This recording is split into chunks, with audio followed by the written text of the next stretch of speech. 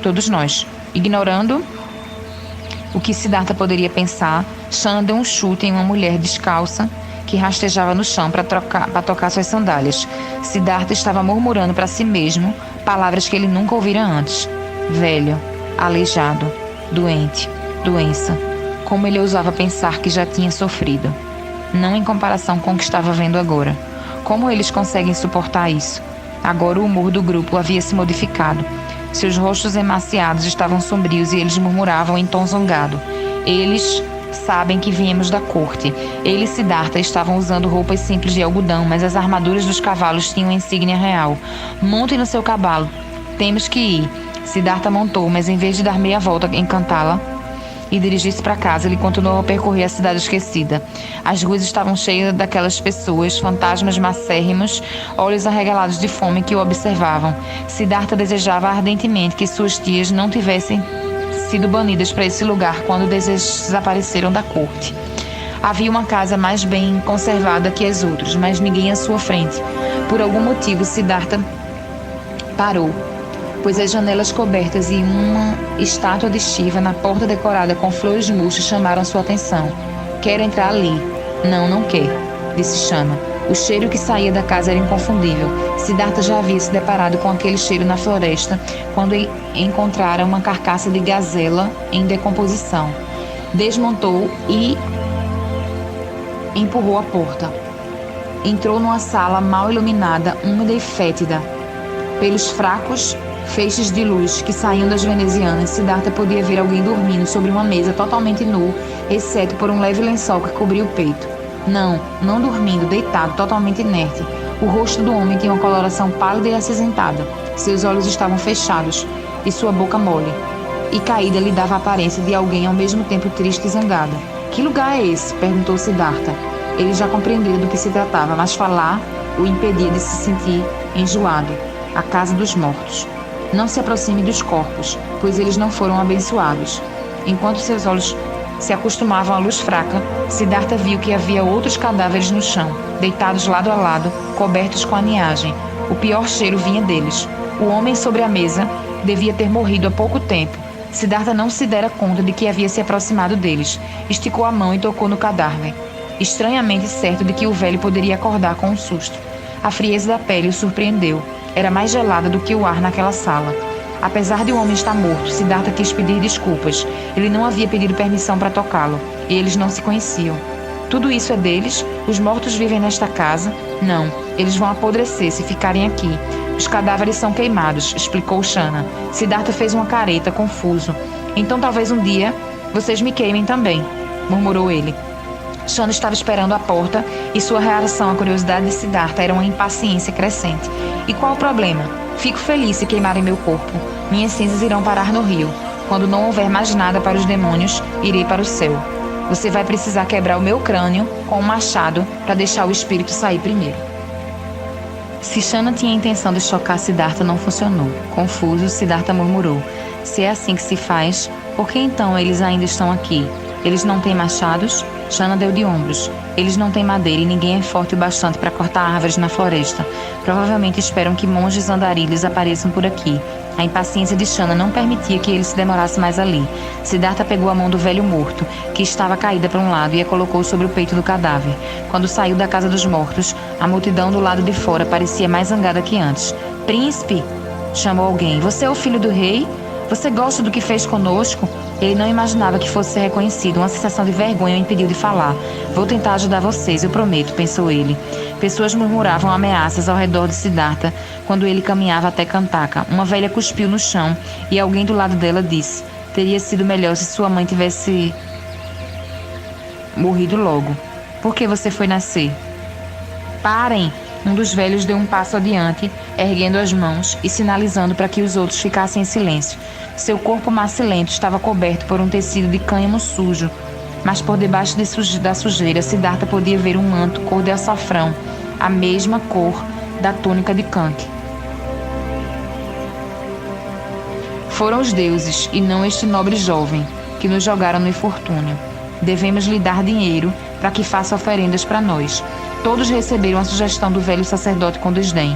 Ele abriu o caminho em meio à multidão e se aproximou. Uma bênção, murmurava ele enquanto se aproximava de Siddhartha.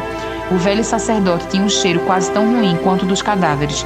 Seu sorriso era desdentado e Siddhartha ficou com vergonha por se esquivar dele. Chegue mais perto, jovem príncipe. Deixe que eu sussurre uma bênção especial em seu ouvido. Siddhartha forçou-se a chegar mais perto, fechando os olhos por causa do hálito fétido do velho. Eu aceito a sua bênção, disse educadamente, e eu o amaldiçoarei, e o mandarei para o inferno se você não me levar embora daqui. A veemência na voz do velho sacerdote era como veneno. Siddhartha saltou para trás, sem dizer uma palavra, pulou em sua cela. Sentiu a mão ossuda do sacerdote agarrando firmemente seu tornozelo, mas deu um chute, se libertou e saiu galopando. Atrás dele, a população da cidade esquecida caçoava e vaiava. Outros choravam de modo comovente. Quando finalmente não conseguia mais ouvi-los, Siddhartha parou. Kantaka estava arfando e Siddhartha também. Debruçou-se e sussurrou um pedido de desculpas na orelha do cavalo, embora não tivesse feito galopar tão arduamente assim. Shana o alcançou onde a estrada começava a subir e se transformava de novo numa trilha de montanha. Siddhartha estava à sua espera. Você vem muito aqui? Vim 1 ou 2 vezes, mas você não deve voltar. Por que viria aqui? O seu pai não deixará que você os salve. E quando for rei, já estarão todos mortos. Encare os fatos. Basta um inverno mais forte para que morram. Siddhartha odiou essas palavras, mas não discutiu. O sol continuava implacavelmente quente, e eles haviam dado seus cantis de couro de cabra para os anciãos. Shana tem razão. Aquela vila deveria ser chamada de Cidade do Rei. Procurou em sua consciência o que fazer.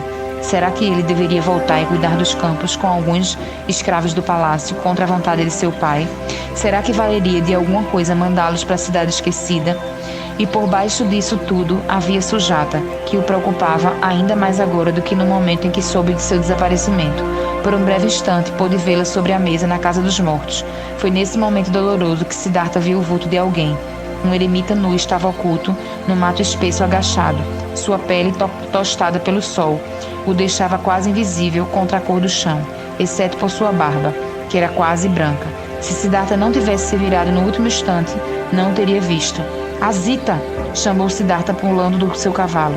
O movimento repentino deve ter assustado o eremita, que correu para dentro do mato até ficar fora de vista. Espere, você não me conhece? Siddhartha estava desnorteado, mas mergulhou no mato sem se preocupar com os espinhos e as serpentes. O eremita escapava dele sem um ruído, como uma gazela. O príncipe parou, escutando com atenção para tentar discernir algum barulho. Shana viu atrás dele. O que houve? Você não viu? Era Azita. Se era, então ele deve ter 1 milhão de anos. Achei que você tivesse visto um velho. Só isso. Talvez ele tenha seguido a gente lá da vila. Mas ambos sabiam que um velho não conseguiria alcançar os cavalos. Siddhartha estava agitado demais para tentar convencer Shana. Azita! Chamou ele. Siddhartha escolheu uma direção morro acima e seguiu, ordenando que Shana esperasse por ali. Não havia mais trilha a seguir, e depois de algum tempo o príncipe estava imerso na densa floresta. Papagaios escarlates gritavam com ele lá de cima. Um macaco solitário que procurava frutas no chão assustou-se e pulou numa árvore com um berro. Siddhartha apertou o passo, embora soubesse que estavam correndo sem rumo, impulsionado mais pelo desejo do que pela certeza. E então, justamente quando parecia que a floresta havia engolido o eremita, sem deixar vestígios, encontrou ele. Escondida na mata densa havia uma pequena clareira, tão encoberta pelas árvores que mais parecia uma caverna verde. Ofegante, Siddhartha parou e olhou em volta. Alguém sem dúvida morava ali. Filetes de fumaça erguiam-se de uma fogueira. Uma meia água de bambu fora construída num canto e havia uma cama feita de musgo. Seu olhar foi atraído por uma pilha de pedras que formavam um santuário. No topo havia um sinal de que alguém realmente considerava aquilo um lar. Uma pequena pintura de Shiva, em tons dourados, como a velha imagem que vira na casa dos mortos. Mas aquele deus estava bem cuidado e havia orquídeas cor-de-rosa frescas na base da imagem. Shiva estava sentado em posição de lótus, com uma pele de tigre enrolada nos ombros. Tinha os olhos fechados e um sorriso misterioso se desenhava em seu rosto. Olhando para ele, Siddhartha se sentiu exausto. Não tinha ideia de onde estava e não desejava estar em nenhum outro lugar. Talvez a longínqua memória de um pé de jambo rosa tenha cruzado sua mente. Suas pernas falharam e ele se sentou no chão olhando para Shiva. Dobrou-as na mesma posição do Deus e fechou os olhos. A caverna verde era fresca e reconfortante. Siddhartha intuiu que pertencia aquele lugar, mas não havia muito tempo para pensar. Uma espécie de silêncio sedutor queria tomar conta dele. O silêncio cercou lentamente e ele cedeu ao seu abraço. Podia sentir a respiração saindo e entrando em seu peito, cada vez mais fraca. Uma mosca pousou em seu braço e era como se ele tivesse consciência de cada um de seus passos antes que ela voasse de novo. Durante algum tempo nada mudou. Ele não sabia quanto tempo se passara. E então os olhos de Siddhartha se abriram. Diante dele, agachado, estava o velho eremita. Não era Zita, mas os dois eram feitos do mesmo molde. O eremita tinha olhos de um castanho profundo, cuja placidez não combinava com sua pele castigada pelo tempo. Nenhum dos dois se moveu, e então o eremita colocou um dedo sobre os lábios, e Siddhartha sentiu com a cabeça, imperceptivelmente, deixando agora as pálpebras caírem, afundando-se de novo no silêncio. Agora via claramente a imagem de um menino sentado sobre um pé de jambo rosa, enquanto o mundo ansioso turbilhonava à sua volta. Como se esquecera do conselho de Azita, de que sempre haveria um lugar para ele quando estivesse em apuros. Com um grande suspiro de alívio, Siddhartha sabia que havia voltado. Não havia se lembrado do silêncio, mas o silêncio se lembrava dele.